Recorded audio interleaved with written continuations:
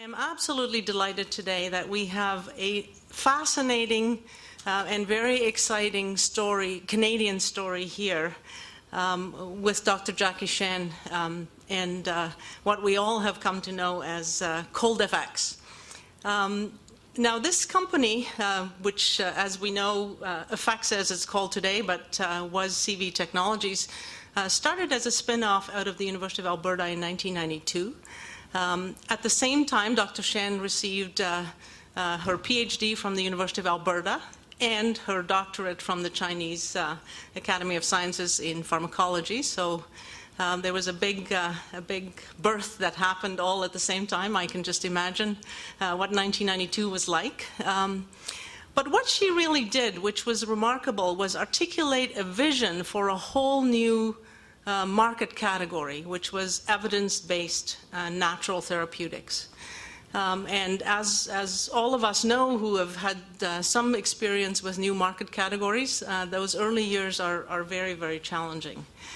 She became the President, CEO, and Chief Scientific Officer of CV Technologies in 2003, when really the commercialization push for ColdFX started with really quite astronomical growth. And then last year she decided to take a little bit of a step back from the operational side and go back to really building the sustainable discovery pipeline of the company.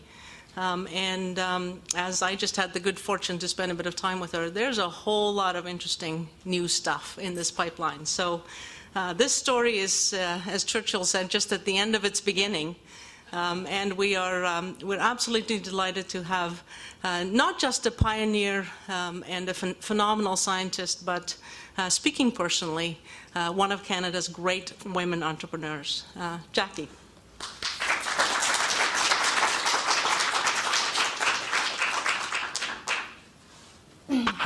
Well, thank you very much, Elsie, and first of all, for inviting me to take this opportunity. I think I heard about this peer-to-peer session, and I'm just delighted and excited to be here.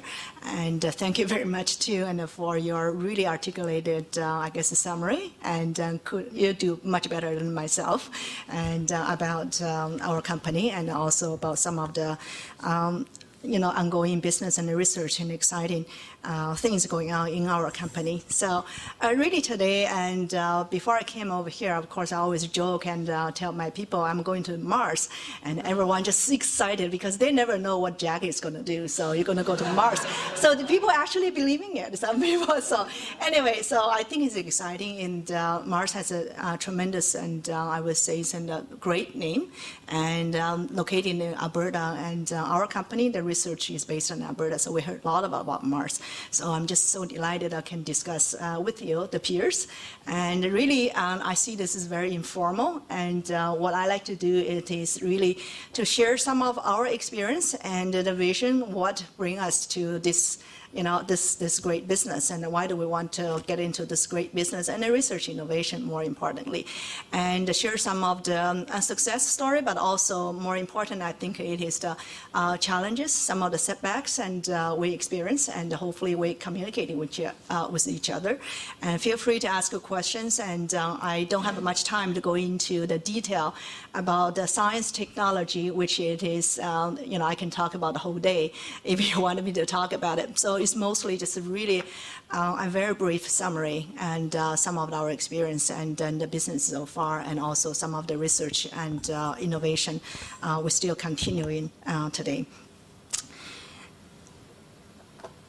So when I'm using this title, I guess, and in addition to the product, ColdFX, it is a well-known brand, but I always want to take an opportunity to communicating some of the innovative and entrepreneurs, whether it's business leader or the scientific leaders, about this whole paradigm. And I always want to call it as a new paradigm of preventative medicine, and what we like to see that, and the evidence-based natural health product are in some degrees functional food, and will play a significant role, and hopefully will create a new category in the future for focus on prevention. And I don't have to list some of the statistical numbers about the need And as from a health management point of view, we all know there's a lot of stacks available, and internationally also in Canada. So we know the rising cost of healthcare, it is a priority for every country, every government, and is on top of the public's mind. And we know, and the current status, it is the chronic diseases become more prominent. And as you can see, some of the statistic numbers from the WHO and also in Canada. So I won't list up those things. So, and what we really see that, and our current healthcare system mostly focus on treatment, disease treatment, and including our pharmaceutical and the treatment intervention, it is the top priority. So, however, if you can see some of the numbers, and really what's going to change in our whole landscape of our disease management and the diseases is mostly it will become chronic diseases. Chronic diseases such as and cardiovascular and metabolic syndrome, diabetes, obesity, and some of the mental and degenerative diseases. And so there's a tremendous need, we believe, and we need to take a look. And some of the diseases, actually, if you, by some simple intervention, from the lifestyle, and perhaps if we focus on more prevention, and we can help really to create the new management and disease management instead of a focus on treatment and focus more in the prevention. That in the long run will be better for people's health, but also will help our healthcare system. And I talk a little bit about myself, just and where we're going. The company, our company started about 17 years ago now, 1992. That big burst and everything happened in that time, and really it was a strong vision to go into the preventative and the discovery work and from natural source, so natural therapeutics. So where that vision coming from is very much to do with my some of my personal belief and personal experience. And as I grew up, I was born and grew up in China. And in China, and some of you I can see, and from China, I'm just talking to one of the ladies. And really it is the herbal medicine, the natural medicine is always a part of our whole healthcare system. And in addition to the long history of using herbal medicine, and but also even today, and 70% of healthcare, actually the cost is spent with Chinese medicine and some of the alternative, we call it alternative medicine. So it's part of the culture. I grew up, and when I was little, and when you get sick, when I get sick, and my siblings, my brother and sister get sick, my parents and my grandma is always, the first choice is to go to herbalist. And although that time I didn't know what's in there, why do we have to take that bitter stuff and instead of going to the hospital, see the real doctor? But nonetheless, it become part of our lifestyle. And with grandma cooking, putting the herbal medicines in the cooking and the daily cooking. And whenever we're sick, and we have to drink this very bitter stuff. And then I was told it is it's good for us, even in the cooking. So it's helping you strengthening your body, so you have less chance to getting diseases. So as I grew up, and of course, and very curious, and going to the went to medical school, choosing the pharmacology. And one of the desires is really trying to understand how herbal medicine works, how drug works, and that was just my childhood dream. And so learned 5 years in the medical school, learned pharmacology, very disappointed because the pharmacology in the medical school mostly about the synthetic drug, how drug works. So didn't learn anything about the pharmacology of a herbal medicine, although learned all the formulation. And we were told it is passed generation by generation, so it's a secret. But we do not know how it works, how it's standardized, and how come it cannot become a mainstream prescription and the drugs other than just handled by herbalists. So that was a big puzzle. And then so after graduating, choosing to go to graduate school in the Chinese Academy of Medical Sciences, still want to stick with pharmacology. Really the desire is trying to learn, I guess, and the modern pharmacology, the modern ways to make drug, and see whether there's a way we can make herbal medicine better, can provide a more pharmacology base, can provide a more science and clinical, and apply the clinical research model. So that's why I started my career and as a pharmacologist, and getting a pharmacologist degree from Chinese Academy of Medical Sciences. And then that time, of course, I was very lucky, and China started opening up to the whole world. at that time. So I had an opportunity and to choose a laboratory, which is University of Alberta, to continue my research. And but I was very interested once I come over to Canada, and just whole different research approach and a different way to thinking about how to do research, and then the freedom of doing the research. I guess that's really prompted me to do another degree of physiology, and I did my second degree in the physiology. So really, Canada is a great country, and I will forever grateful and to have my secondary education in Canada, and also have opportunity actually can co-founding company. So at that time, it was really believing using the pharmacological approach to discover new therapeutics from natural sources, because I strongly believe, and also is the founders and at the time believing the natural is a great source of medicine. And we learned at that time, of course, the pharmaceutical development approach, and then small molecule, and a very focus on treatment. And we also learned, and it take a long time, and cost probably today is $1 billion, 12 to 15 years. And so we have a question whether it's sustainable or not. And then our healthcare become more and more expensive.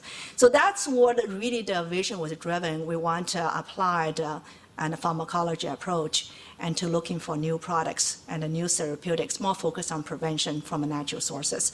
Of course, we all know that among about 250,000 of plant and about 30,000 of plant species, one way or another traditionally are and have been studied today, been used as a medicinal purpose. So believing is a great source of medicine.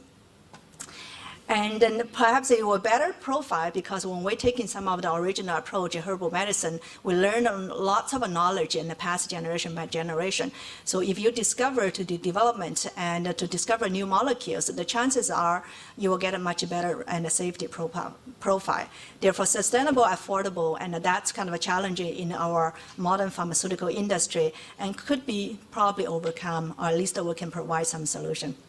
And more recently, and we see there's more and more encouraging, although it's not perfect, and regulatory environment are getting actually much more open now. In Canada, we have natural health product regulation now. And in China, of course, that's always part of their healthcare system. So they do have regulatory pathways for herbal medicine. And even in the US, although it's challenging, it's quite different. They start to have a botanical drug and category in the therapeutic. So it is very encouraging. And in Japan and Europe, they also have a similar type of regulation, either in the early stage or some of them is already a much more advanced stage. And also, we believe in the green and environmental friendly. So I always have this notion when we created the small molecules, and it works very well, sometimes very potent to your body, but we also have to worry about and how has been they are degraded, how is metabolism, they're going to eventually pass into the environment. So there are some issues and with the synthetic drugs. So we think the natural-based product could provide some solution to overcome those challenges. So we set our vision at the very beginning to transfer people's lives to be healthier and happier by focusing on preventative and prevention and recovery through the use of evidence-based and natural-derived health products. So to this day, we still stick with this vision. So very brief history about the company. We spin off 92. And really at the beginning, we spent a few years developing technology, because the two biggest problems in the herbal medicine, and if we want to commercializing it, one it is the technology is not there. How do you standardize the herbal medicine? Very often they consist of multi-active components. So it's very difficult to like a pharmaceutical single compound, the purification, the purity. How do you make sure the consistency so people can the batch-to-batch consistency, so that each batch they're producing exactly the same kind of a health benefit. We believe in this is one of the biggest challenges as far as preventing the herbal-based product into the commercialization. And a herbalist is okay, it providing one by one, but it's not a standardized formula. So we spent a few years developing a technology. Later on, we patented this technology called chem bioprint technology. and eventually become our platform technology to discover new products, but also, more importantly, provide standardization so that each batch we produce in a factory, they're consistent, not only chemically, but also biologically. So the health benefit is also consistent. So using this technology and as a guiding principle, and we're doing a research innovation in a number of areas, and immunology, obviously, and people know about the cold effects, it is the results of our immunology and the study. And also we have a big program actually in the cardiovascular, and Elsie and I were just talking about. And in the cardiovascular is the metabolic syndrome area, diabetes and obesity, hypertension, and high lipid. And we also have a program in the central nervous system and looking for the new products to help the mental health. So those are over in the last 17 years. What we've been focused from research and innovation. So we have a majority of our technology so far. We have a whole, a very impressive portfolio of an IP platform, including our chem-bio print technology. They're all patented. And in 2003, and we decided to commercializing ourselves. And taking our lead product is CodeFX. So I'm just taking this opportunity and share with you some of the results. I don't have time to really go into the detail. And it's more than 10 years of research, and we spend the majority of our time doing the clinical validation, and after we discover the formulation in the lab. So the reason we get into the cold and flu, and again, I don't want to get to lots of you know some of the economic numbers, and just the cold and flu in Canada alone, direct and indirect cost to our economic burden is about $4 to $6 billion. And in the United States, you times 10, and I usually refer to the $40 billion. And obviously, we see the opportunity. Opportunity is there, and we don't have a very effective drugs, antiviral drugs. We have certain antiviral drugs, but a viral changes every year, and it seems we're always forever chasing the new viruses. And also the vaccines is the same situation. Some of the viruses, and particularly cold viruses, we don't even have a vaccine. And we're causing a lot of public and going to see doctors, cost a lot of money, but most of the time it's pretty effective. And sometimes we're using antibiotics, but virus and really antibiotic just won't help. The loss of work days and the productivity, that's a whole lot of different issues. And every year, the biggest loss to employers probably is due to cold and flu and the loss of the work days. So this is today's package, and we have as a CodeFX, and lots of them you see this product in the market. Right now, CodeFX is we have about more than 10,000 retail stores in Canada, from coast to coast, and all the way from all the mass chain, pharmacy chains, and grocery stores, and some of the herbal and stores. So it's very well presented and in Canada.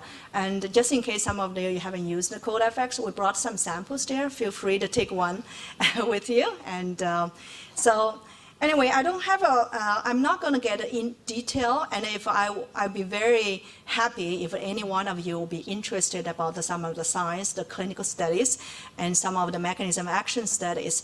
So, and we're very, very excited, and we're getting more and more new results, and each month. And so in addition to the clinical studies and then to show the efficacy and the safety, and work not only from prevention, but also for symptom relief. And also the clinical study also demonstrating it can enhance the efficacy of the flu vaccines. And that was the latest clinical trial we just finished, the multi-center trial last year, to demonstrate that not only CodeFX can help to reducing the incidence of cold and flu, but also can enhance the effectiveness of the flu vaccine. So that's and the mechanism we discover more and more and exciting results, and then how it works on the immune system, and basically it's working on the innate immune system through a very unique mechanism, working on the toll-like receptor, and then through the signaling intracellular signaling system, and then regulating the acquired immunity. So we still have a very extensive program as far as trying to characterize how it works on the immune system. And Health Canada and approved code effects, and we were very, very pleased. And in 2005, we got NPN number approved. This is one of the first evidence-based natural health products based on the evidence and the clinical results, and the claim is for both prevention but also for symptom relief. And we attribute the success of the brand and code effects today, and there's so many factors. The fundamental factor we believe in it is science and innovation. And the credibility we have, and mostly through the collaborations with research organizations across country in Canada. And we make a lot of people talking. So word of mouth and the success and a kind of a word of mouth marketing, we attributing that's one of the key factors actually building our brand. So some of you probably see Don Cherry, and who we are pretty lucky to have him, and because he believes in the product, he has been helping his in a respiratory, he has this problem ever since he was a child. So he took the product, and for some reason through some cases, we know he's taking the product. At that time, we say we know the science is good, but we need someone to really influential who like our product, who using our product, and it's benefit to him to be a spokesperson. So we learned Don Cherry actually really liked CodaFest. That's before he met us. So once we met, and I talked to him the same thing about this is all the science, how we've been an entrepreneur and a scientist from University of Alberta. So he was very impressed, not only impressed with the product, how it works for him, but more impressive, he told us again and again, it is that kind of entrepreneurship and never give up and trying to create something new. So up to this day, and he's still our spokesperson. And obviously, there's a lot of talks in the media, and including Peter Lansbridge when we announce our clinical study and our clinical results when we're publishing them. So those are the early year, and when the company didn't have marketing money, and we had a lot of challenges. It's typical to the biotech company, but we found this model, the science innovation, and can generate a lot of interest, especially it's something very new and different from existing drug, and especially some need in a new category. So there's a lot of discussions in the media that helped the success of the CodaFX brand. And we just announced that this is another great accomplishment for our company. So the Olympic Committee and the VANOC and the Vancouver Olympic 2010 Committee just recently approved and to list the CodaFX as an official supplier for our Winter Olympic next year.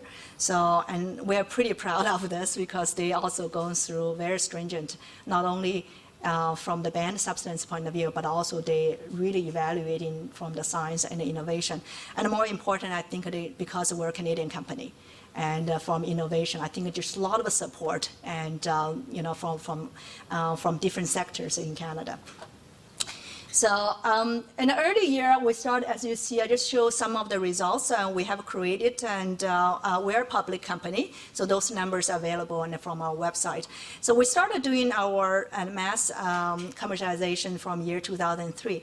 So the company has gone through very impressive growth from the sales point of view. As you can see, we indeed achieved this hockey stick growth, and especially from year one to, in a very short period of time, three years, and in this year, and you can see in the last few years a little bit level off, and but still maintaining that increase in that category. So I just give you some perspective. In whole Canada, our whole category of colds and flu, including drugs and over-the-counter like typical Tylenols, Advils, and all the natural health products combined, anything managing cough and cold and cold and flu, is about 300 million, the entire market. So the company has achieving very impressive market share, but today we are close to 50 million. So it is a big accomplishment, especially with company at the very beginning. We didn't have any money. We didn't have any so-called that time and team to do the marketing and the commercialization.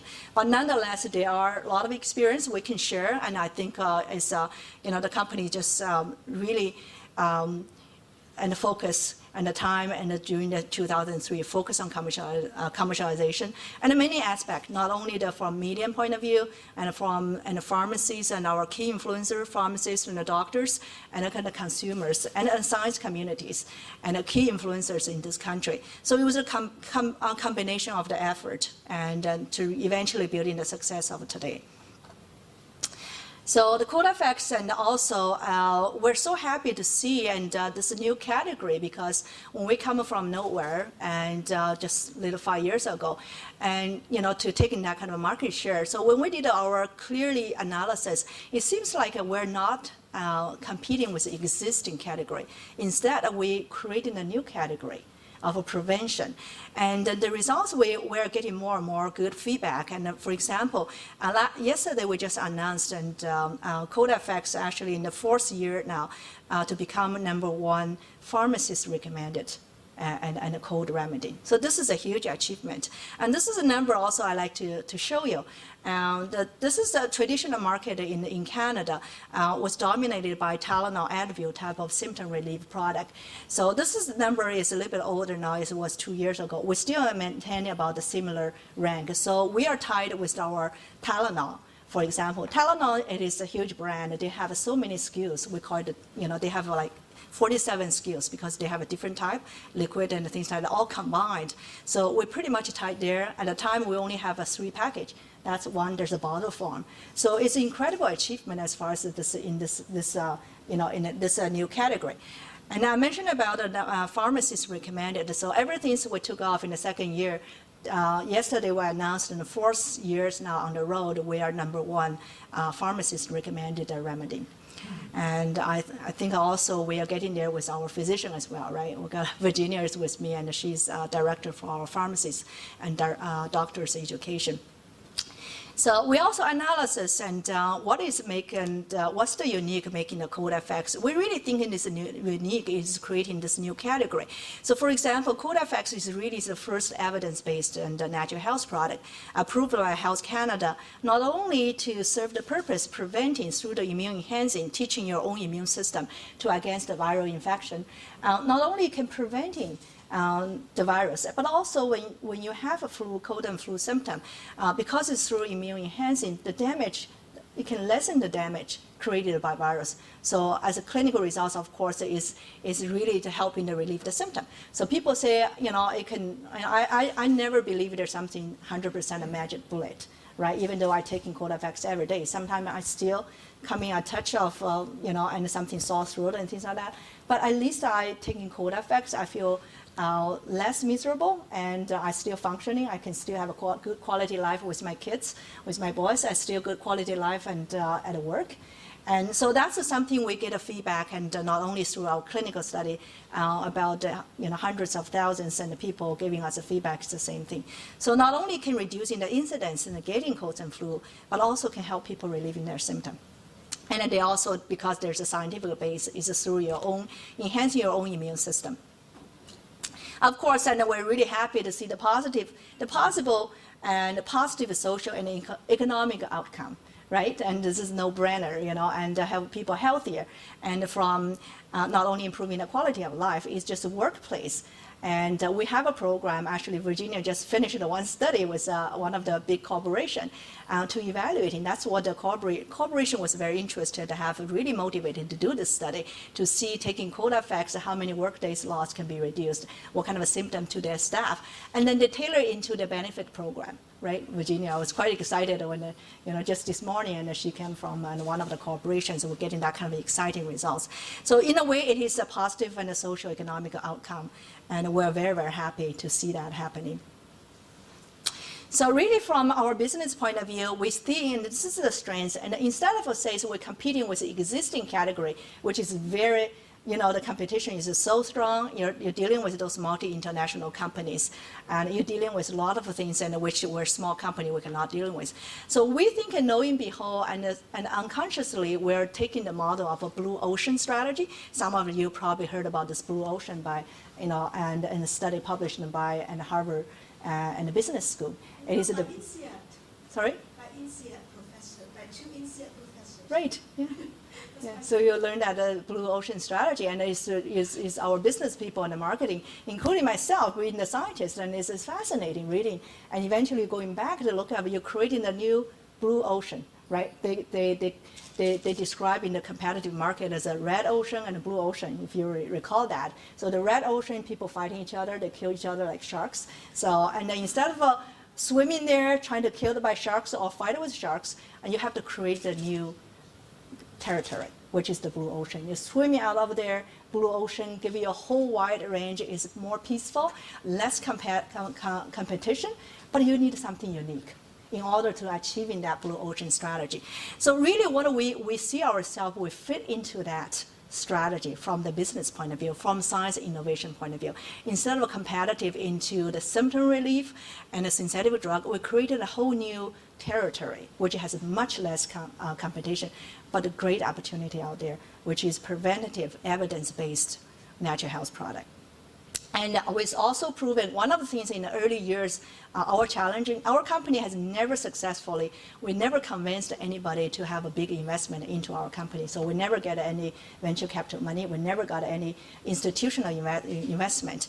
And one of the things is difficult to convince people when you have something totally new.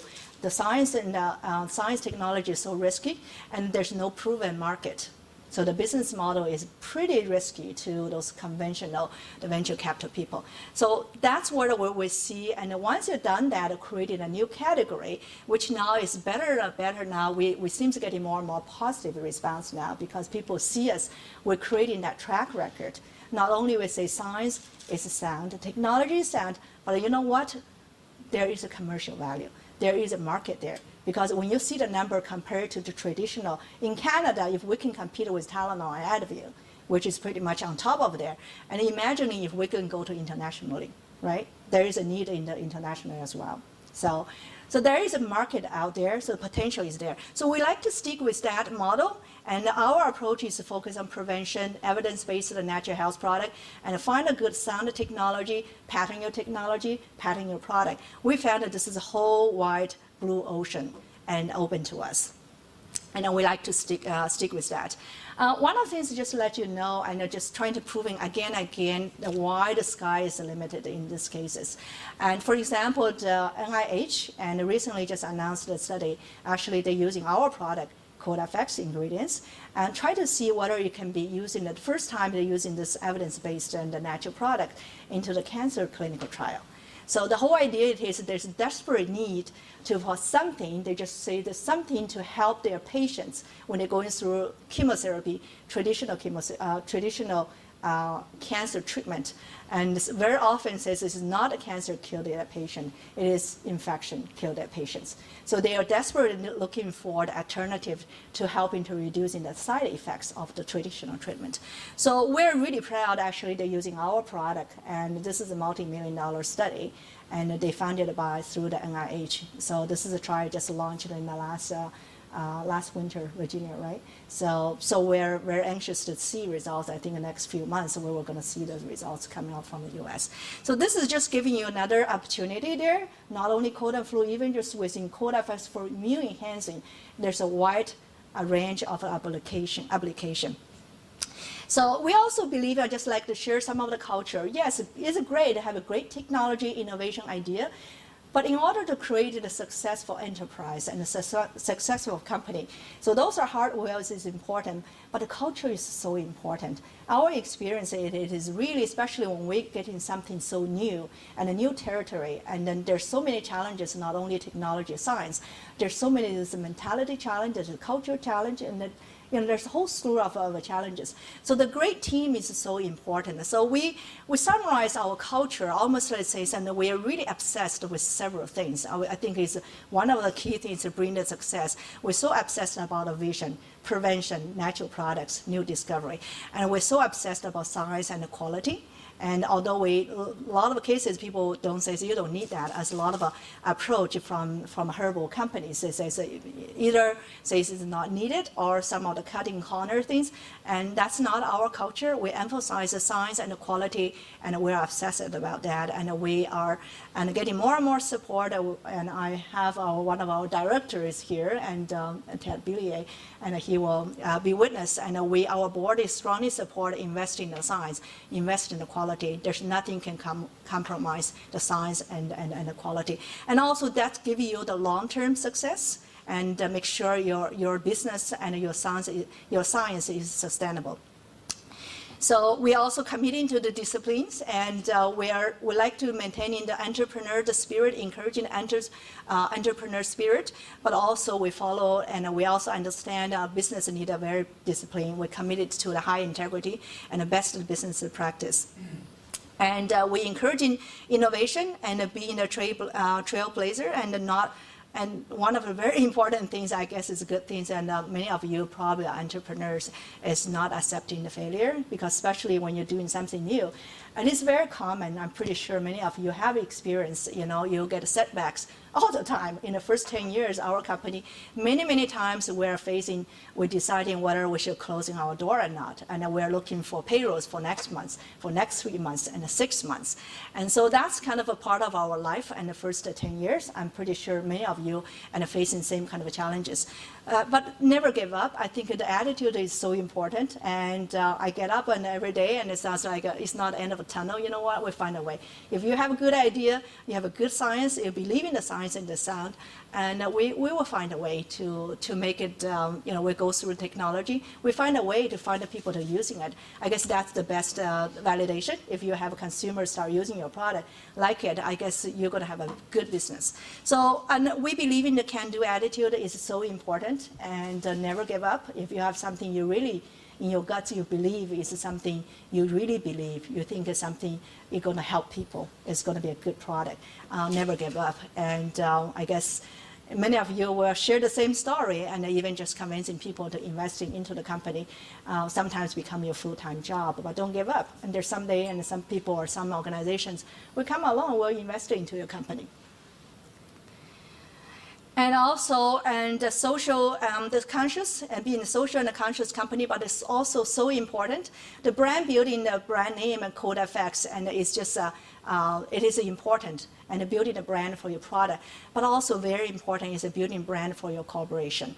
So recently we did a survey, and our marketing and the people did a survey about how people perceive our brand, not only the product brand, and also perceiving as a company. So some of the unique things, and we are so happy to see that this is beyond just a product, a brand, and like this social conscious company. This is some of the things that people perceive our company. So it's a natural, scientifically developed and rigorous produced, safe for the human body.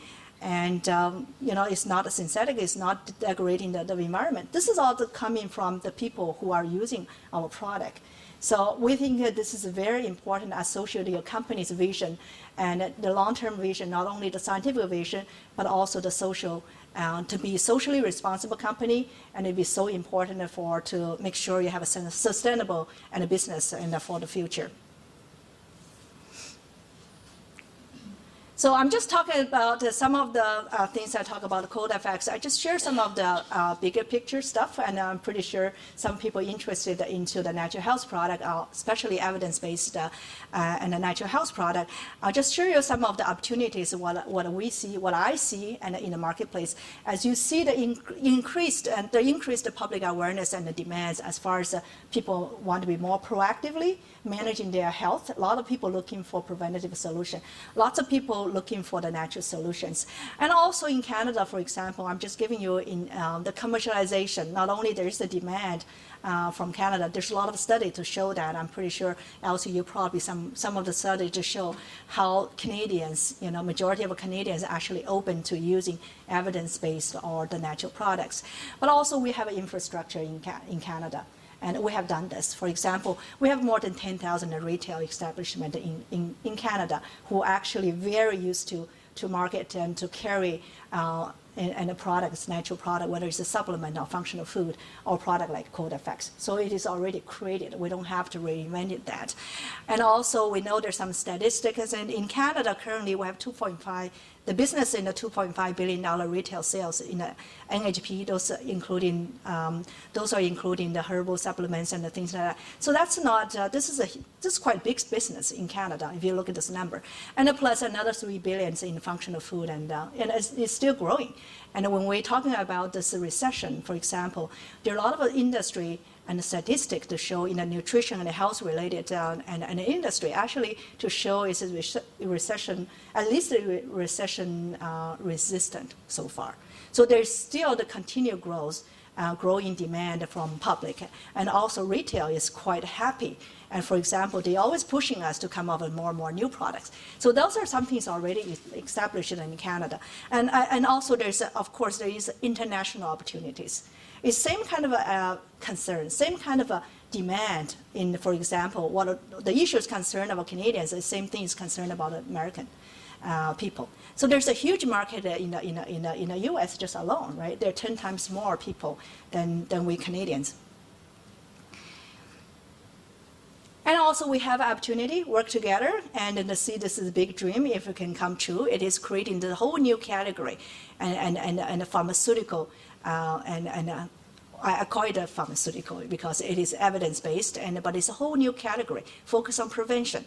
And so we have an opportunity to create that kind of a new paradigm, and it hopefully eventually going to incorporate into our healthcare system. Not only our doctors and pharmacists are going to prescribing, say, in the small molecule drugs, but also eventually someday they could prescribe in some of the evidence-based natural health products.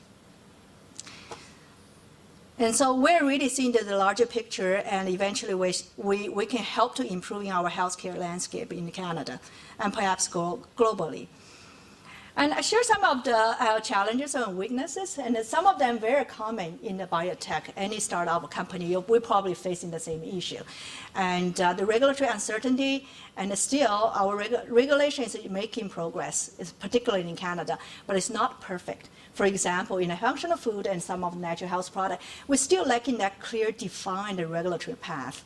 And how do we, what kind of a clinical trial we need, what kind of standard we need in order for the companies, for the product to making the claims. Because this is sometimes it is a life and death situation for a company if your product cannot get a kind of a claim which you desired. And then this is not unique again. This is always the problem with the university spin-off and some starting up companies, all the whole path in this commercialization. And through the commercialization, whether it's availability of the funding and the validated methodology, particularly unique in our industry, the unified validated methodology, whether it's a preclinical study or quality control. So we don't have a kind of a validated methodology unified that can be used by people. And then in Canada, for example, we don't have that many facilities that can actually help to pull this research from the bench and scale up and to do commercial runs. So we don't have that kind of infrastructure in Canada. And access to technology and ownership IPs, this is a kind of always you heard in the gaps and whether it's the communication or the technology transfer and the process, and it's still not that as smooth as we like to see. And also, when you do the commercialization, and it's still because it's so new, and it's between food, it's not a drug. So they're still under-informed and healthcare professionals, the pharmacists, doctors, and including the consumers. And the media, still not very well informed about the benefit of the health, natural products or the functional food, the linkage with the health, and what is contribution to health, in addition to providing some basic nutritional value. And some of them have, I say, a poor knowledge or prejudice also, because it's pretty new, and also there's not much science, and I say some 10 years ago, even today, and there are products out there and which is still non-science based. So there's a lot of confusion, and also there's disbelief and in the mainstream, the medical and the professionals. And also global presence and competitively, and it's always an issue. I guess it's not unique in a Canadian enterprise, and going to international market is always a challenge. And including our organization, we went to the United States, and we haven't found a way to be successful there. So those are the continued challenges. So we always discuss, and as stakeholders, and our stakeholders, of course, and our company, and the science, and the research, and the development, the industry, and then our stakeholders are also including the consumers, obviously, and the key influencers, and the science community, and the medical communities. So we often discuss about what can we do as a whole to help in, say, so we're establishing a viable and natural health product or functional food industry in Canada. So just share some of the thoughts, and very often I discuss with our colleagues and about what are the things that the stakeholders we can do it together. In the government, for example, it would be so nice, and we put in more streamlining and improving our current regulatory framework framework for AHPs and functional foods. And also, I think it's more important, and how can we have a policy and some of the funding opportunities to ensure integrating our evidence-based natural health product, functional food, eventually be integrated into our healthcare and health management system. And especially emphasize the prevention. And investing and then building an integrated innovation and research infrastructure. And this will require the combination, really collaboration, and almost three departments, agriculture and food and innovation, because our sourcing is from agriculture basis, and health and wellness, and innovation and education. So we require people to work together. And investing also in encouraging the entrepreneurship and commercialization paths. So those are the things we often discuss with government people. And the research centers and the research leaders like MaRS centers, and there are research centers around the country. We're sort of calculating it's more than 24, this is about 24 research innovation center, and sort of helping the industry. But we still need a lot of strength. It's still not entirely there. We still lack of sort of a cohesive and a national strategy. So some of the area we think in organizations like MaRS Center and some of the commercialization centers can, and a lot of effort we can make from this level can actually providing some guidance and advice to the government, helping them eventually streamline the regulatory framework and the policies, because they have to get in the stakeholders' opinion, and also the science, very often is coming from this huge research and the innovation centers and the researchers around the country. And all the things is similar to encouraging the commercialization, clinical research and validation, product scaling up, and those are the things we could do together. And investing and encouraging the training, skilled and the scientific and the business professionals. And this is always the weakness in our industry. So we need to have a skill for people, but it requires a lot of mentorship. So those are some of the commercialization center can help us, can help to do, facilitating access to research and technology. Industry's job is really, and in order to have our own innovation, but always in the mind, it is really our job, it is utilizing. It is really leveraging technology and the science, which is created by researchers. So that's where something we need a collaboration together. So we're always constantly looking out for collaborative opportunity and to utilizing some of the methodologies and some of the technology, even product and the licensing. So the IP policy, of course, is very important to streamline that kind of a communication with the researchers and who has intention to commercializing their results. So we believe in together, I think we really have to make cross-sector collaborations. As I said, the industry would like to utilize the technology, we like to encouraging the researchers doing the innovative research. So eventually our job, it is more focused on commercialization and to really commercializing the innovation and the technology. So really require us to leveraging our resources together and complementary to each other's strengths. So our company, for example, we have about 30 scientists and as our clinical researchers. It is very small. When we're talking about getting into the whole wide area, obviously we cannot do everything. We have to leverage resources with the academic and with organizations like MaRS. And also, we also have to work with the government as well. And we need to leverage all those resources together. So we believe if we work together, we can build very viable NHPs and natural health product and the functional food industry, and also the research community. It's not only industry, also the research community. And hopefully we see a whole crop of scientists to focus on evidence-based and research in the natural health product and the functional food. Okay, thank you very much. And this is just summarizing.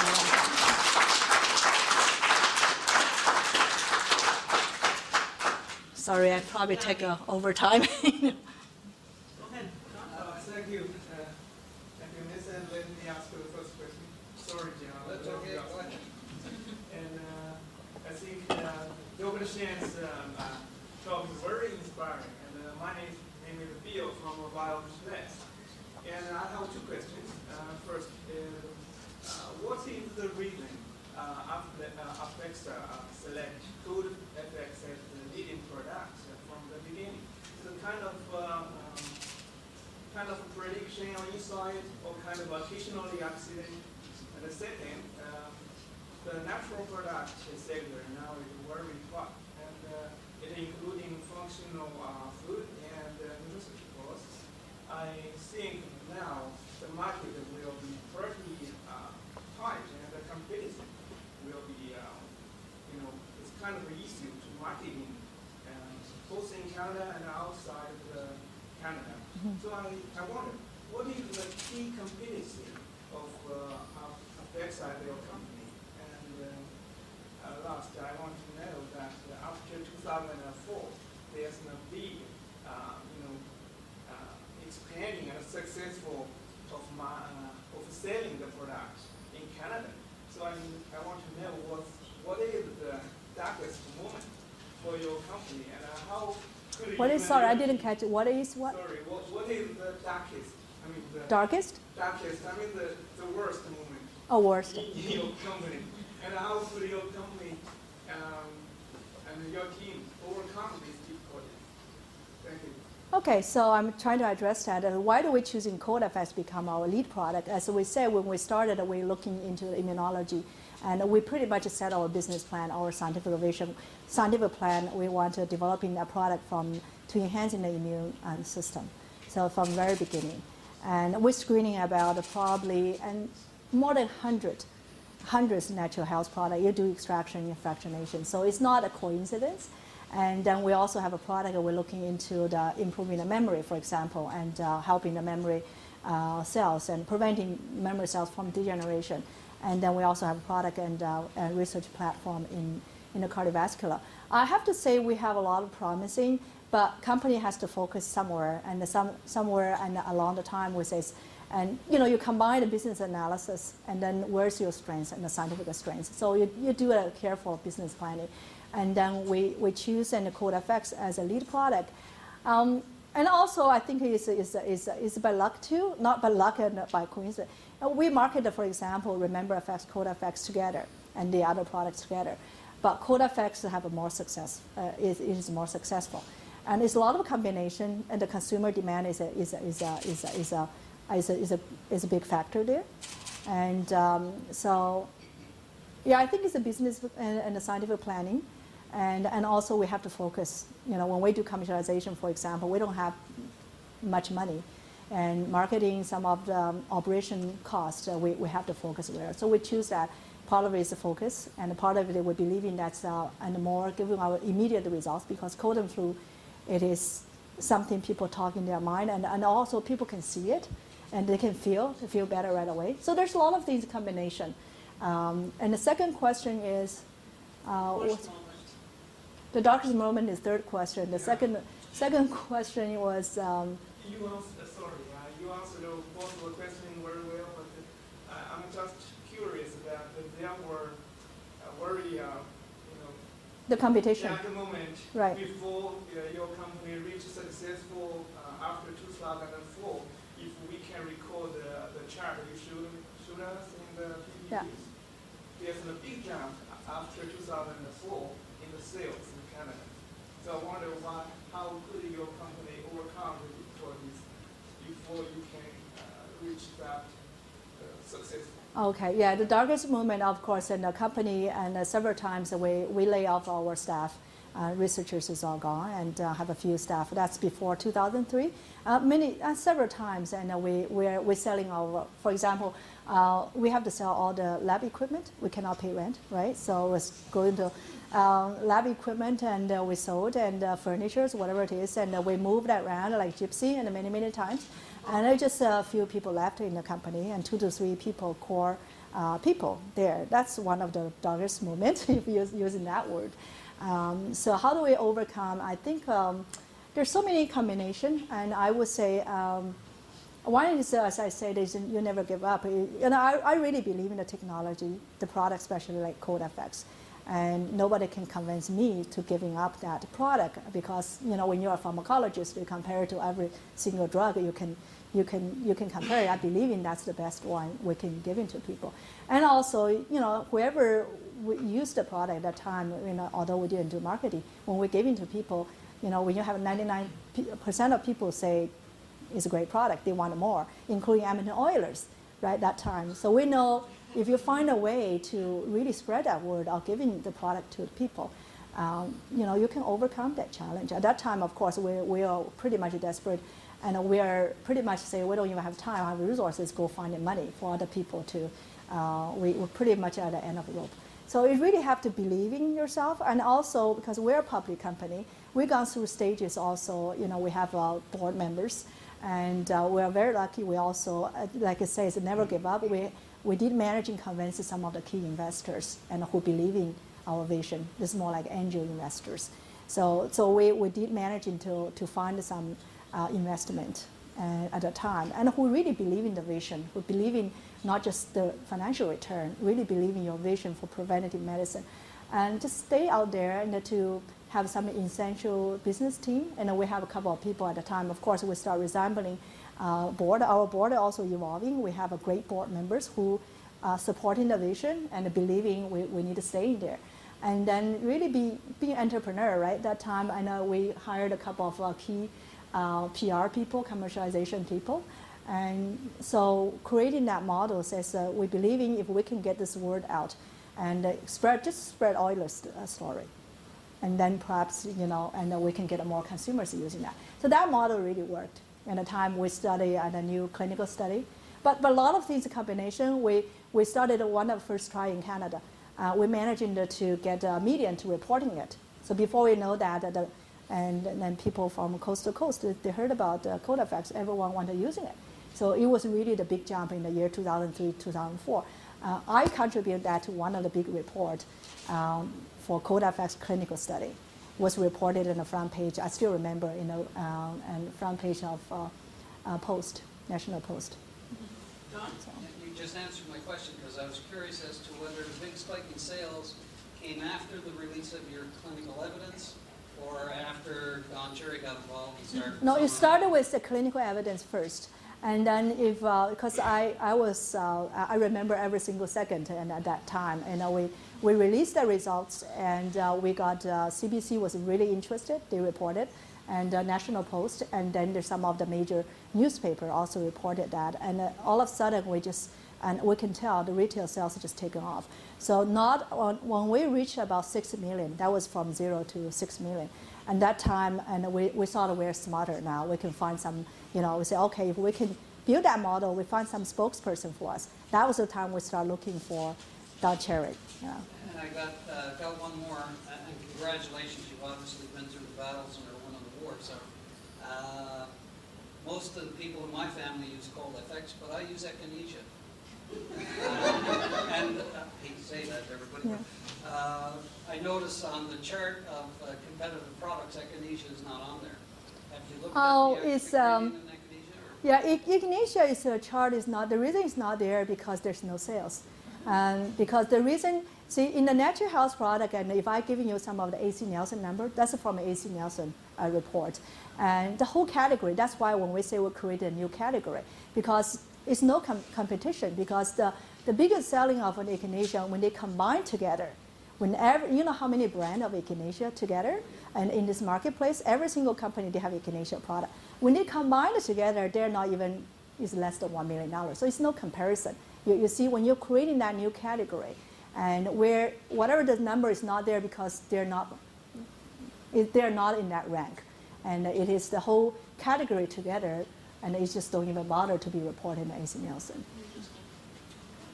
I know we were going to talk science, but I have a science question and a business question. The science question is that there's a number of companies making these immune booster compounds, BioNiche, of course, with its mycoplasma-based vaccines for veterinary, BioThera with its yeast beta-glucan, 220 patents or so about that technology. Do you know the long-term consequences of chronic immune stimulatory activity and evaluating that, and also the gastrointestinal effects in the long term for some of these therapies? And the business question is, you've introduced a number of FX products over a period of time. I don't know how many of these are still in the market. There's Shark FX and there's a couple of others. And I don't know about your marketing strategies for some of this, but do some of these less well-proven, clinically effective products take away from the credibility of your major leading drug or your major leading therapeutic? I mean, do you not worry about that in terms of marketing strategies? Yeah. Trying to be a jack of all trades? is in market? Okay, so this is a very good business question. Actually, we're constantly strategizing, where your focus, you want more product, where your focus resources are just really good in one area, for example. So I answer you the first question as far as the long-term effect on the immunity. Some of the other product you mentioned about, we are aware of that product, but I'm not particularly familiar as far from the science behind. And I'm not. We have not really studied in depth. But talking about cold effects, the longest study, the formal clinical study we have done is 6 months. And also from mechanism of action point of view, it's more modulating effect as more and more when we come out of the mechanism of action. For example, and some of the immune modulation effect is only happens in the presence of virus. If there's a virus, if there's no virus there, and it doesn't, for example, it does not modulating the Th1 pathway. So we think that probably one of contributing some of the safety profile of cold effects. And regarding the GI effect, and if you look at some of the clinical study, I can send it to you. What is amazing about the cold effects, this is every time when we do clinical trial, we show there's a decrease in adverse events, including the GI, including the cardiovascular. So we don't know entirely why, because for example, last year, when we finished a multi-center trial, this is 780 people, and 6 months study in the senior, and some of them gone through the vaccine, some of them they have not. One of the significant results come out, it is actually to see the reduction in adverse events in the cardiovascular and also GI. So we don't know exactly why. Maybe there's a direct linkage when you have a healthy immune system, somehow also helping some of the, some of the other system. So we don't see that kind of negative adverse events, and it somehow is helping, but we don't know why right now. Congratulations, by the way. Like my associates, I have 2 questions. 10 clinical trials for this product. Do you expect that is going to be the norm for your company to roll out different brands, or was that an aberration? And secondly, you touched on the fundraising from sort of start to present. I just wondered if you could give us a bit more detail about who pitched in, or at least how you funded the business over time. Yeah. Okay. The first question is when I'm talking about 10 clinical trial, actually more now, and the 10 clinical trial, we're still doing the clinical trial. It is not depending the product by product. The reason we did so many clinical trial, which is not required by Health Canada. So in our category, for example, if you want to have evidence-based in the product, you have 2 good double-blind placebo-controlled trial, and they don't even call the phase 3 clinical trial. The reason we did so many, because when you're trying to open up a new market, for example, when we started, we focused on senior, right? Our first couple of 2 trials was focused on the senior. And then later on, in order for us to market it into the normal people, and then we have to do a trial. No, we don't have to, but that will help in the success of a commercial when you have a clinical trial supporting the normal population between not normal, the younger population. And then we also start doing the children trial. And we're also looking into the combination with the vaccine. This is strategically important for us to open the new market and a different population. Does that make sense? But our focus is always to have 2 good clinical double-blind placebo clinical trial. And then you go from there. More clinical trial but with a purpose, you're going to help in your, diverse you into the different market or different population. So that's why we did so many trials with the cold effects. Jackie, can you also, in the context of the financing question, talk Oh about yes, that? finance. When did you go public and The company, we started our company after 2 years, 3 years actually, after 3 years, and we started, run out of money, and we went to public in 1996, between 96 to 97. That time we went to Alberta Exchange. That time we still have an Alberta Stock Exchange, where I still remember we raised about $3 million. Of course, it only lasted for another couple of years, right? So, and then we start go after venture capital and some of the big funds, and not successful. But also we are approaching some of the angel investor at that time, because in Alberta there are some entrepreneur, some people successful in other sectors like forest and oil and gas. So we did approaching people more who has, have that kind of a, we believe in it, they may share that vision and believe in the product. So we have been successful to convince a couple of angel investors, which lasted us for a few more years. Another bigger factor for us, of course, and we were not doing that huge trial like a drug company at that time. Obviously, we couldn't afford to. Because our first year, we we calculated the first 10 years, the entire deficit of the company was $14 million. So for 10 years, that's pretty good, right? So it's a really low cost.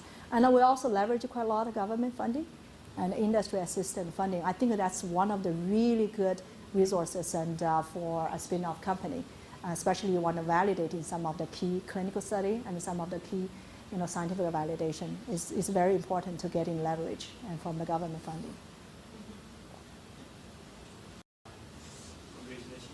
And I kind of get an idea that when you do a speech, that your core ethics is actually based on traditional Chinese medicine. And actually, I'm a Tibetan, and we also have Tibetan medicine, and which has been practiced for thousands of years. The thing is like it's not being scientifically verified. So like my question is how much it has changed, like from the original pill to the pill that you developed core ethics, like how much the composition has actually changed from the traditional one. The composition? Yeah, composition. Oh, okay. Yeah. It's totally different. So that's what we using the value of the traditional value, right? When, for example, I talk about story, grandma gave me the chicken soup when I was sick. We actually literally try to isolate the active ingredients from chicken soups. And when we were early on to doing the screening, we did echinacea. Everything that we can think about could help in the immune system. But also we believing is the traditional formulation have their own use, traditional. But that's not what we do. We want to have something new, but it's all based on some of the traditional value. But because we want to have something new and we can patent it, but also we like to see and it can be more potent than the traditional and the formulation. So we are not really using the traditional formula and in our approach. So that's why I call it a new therapeutics. Hi there. In the vein of two questions, I'll ask two questions. The first question is, how hard or easy was it to get an NPN? And the second question is, do you think you'll ever sell to Novartis, Pfizer, or Merck? Okay, so I answered it too. How easy or how difficult the NPN? I give you there's several paths you can take if you like to. There is a category. A lot of people, we're probably one of the very few Canadian companies actually go after the highest evidence-based. We call it evidence-based. Is equal to the new drug, right? So which is not based on traditional. It's not based on some published generic literature. For example, echinacea. There's a lot of publication in echinacea. So that's called evidence-based, non-traditional category. And basically, you need, if you have a really good quality standard, have a really good two double-blind placebo-controlled trial, and validated in the clinical studies, you have a good chance. And then, of course, there's a whole slew of other things, whether we can bring that to the marketplace. And then there's another big category. Most of our companies actually choose to go into that category, which they call it a monograph-based. That's like echinacea. And Health Canada has a monograph. Says, the echinacea has been studied, and this is the claim it can use. So most of the people choosing to go into that category, which means we call it, always says it's borrowed science, right? So there's some drawback in that category because natural products, it is really tricky. And even though your echinacea product, some of you, I don't know why you have experience, but they're quite different when you read a label, the way how do you manufacture and how do you standardize it, and how do you validate them. So really the borrowed science sometimes does not fit every brand because depending on how you make it, what kind of species you use. So that's why there's so many controversial in the marketplace. And one day you heard there's a research say it has effect, another day say there's no effect. So I always ask a fundamental issue there. Well, have you standardized? Are you talking about apple to apple? Are you using the same product to do the research? So that's kind of monograph based. So you don't have to do study, and which if you can find the quality, everything fit into that category. But that market is very competitive. It's more like a monograph basis, like commodity and the market. And you basically go for example, generic name. So business-wise, and it's not as, talking about blue ocean. So that's what we're trying to swim our way, trying to create something different, and which is different from monograph. And then there's another type is traditional based. Traditional based is like those traditional formulation. If you can prove and you're using exactly traditional based, 50 years of history, if there's a documented, and you can use and quote some of the, and evidence. But we found that that's becoming increasingly difficult, and Health Canada usually don't giving you that claim because they know that when manufacturing doing that, you created something, it is different from traditional formulation as long as you do the mass production. So that's the three categories, and which basically you can get it into in a nutshell. And the second question, sorry, could you remind me again? Actually, real quick, did you patent any of your drugs? We did. We patented the process, we patented the composition, we patented the use of therapeutic use. Here in Canada or in the US? It's worldwide. Worldwide? Yeah, it's worldwide. Yeah. Okay, so the second question was, will you sell it to Merck or to Novartis? We tried. Again, one of the business strategy, and before we did our own commercialization, one is getting the money to fund more business. Another, the entire business was based on, that time it was based on we can licensing over, we can find a strategic alliance like people like Merck and Bayer. So we did try, not successful. So there's a lot of interest, but and the key things is again is there's no model yet. And the drug company not only they look at, science is interesting, but the marketing salespeople say, I cannot market in this stuff. It's very risky for them to take in a new market. So yeah, we have not, in the past few years, we've been very much focused on selling our own. We have not go back yet, but certainly that was effort. There has been effort before we went to commercialization. Okay, one more question, and then I'm sure that there will probably be some more informal conversations. Yes. Hi, Jackie. I have two questions for you. They're both business questions. The first question is, you talk about creating a new category. So back in 1994, right, when you co-founded the company, did you have in mind preventive evidence-based remedy in mind at the time already? That's my first question. Then my second question is, you mentioned about cultural change when you took over as the company CEO. So how did you make a company that focused and obsessed so much on science and quality into a company that become very open to commercializing your products and to leverage outside resources? So how did you make that change? Because it's not just yourself, you have to change others in your company. Okay, thank you. And trying to go back in the first question. No, the science-based and evidence-based for prevention, that was our original vision. So we started that with that vision to build a business, so we have never changed. So we believe in there's a scientific basis. We believe in the long term there should be a market. So as far as the science-based prevention and the new therapeutics, so we never changed our vision. As far as the cultural change, I probably has to clarify that. I don't see I have to convince my organization, for example, at the beginning and at that time. I think it's embedded from very beginning. Because what we know is what we're, we knew, at least the co-scientists, we have 25 scientists to start. We spin off from University of Alberta. Myself and the co-founder, Dr. Peter Pan, who was my chairman and the Department of Physiology, we believe in this. I think the culture was there. And then, but I never imagined, with the time it was a scientific interest, which I personally believe in. There's a whole pharmacology, the whole category of therapeutic product can be made. Of course, personally, I had no concept about marketing sales. At that time, I never imagined eventually the company, or I will lead the company to do commercialization to sell product. I was just a shy scientist at that time. And you're imagining you created technology someday, you will have people like Merck and Pfizer. Those people are doing marketing sales. That's their job, right? So I think it was embedded, this kind of an entrepreneur. When you're doing the research, you're not scientists anymore when you're trying to create a company, right? You're not just simple scientists anymore, right? Because I was very much interested in applied science. I want to see not only interesting research, also I like to see other people can use it. Because I'm the one of the person, like many people, believing that life is too short, and you only live it once. And how can you make a difference? So that's what I believe in. But no, I never had that vision at the beginning. And then even the first 10 years, of like always thinking, we're not going to sell any product. We're just doing the research. We're good in technology. We're going to licensing out to other people doing. They're better. So that's always thinking. So the culture thing, I think, is always embedded. It just when I become a CEO, and then until today, and I step aside now. I'm a bit more focusing the science and innovation again with our board support. I think what it is, we understand the science and innovation is the future of the company.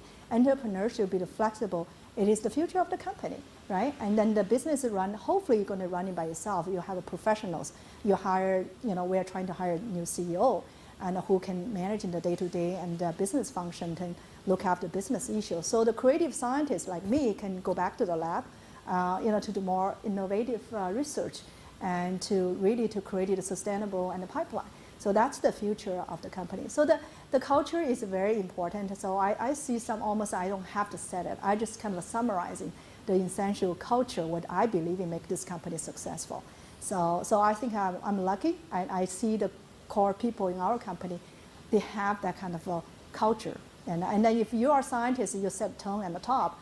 And and I think our board is supporting that too, to put in the science ahead of business. That's what we do. Our company, the biggest expenditure actually is science, investing in the science and clinical studies and technology.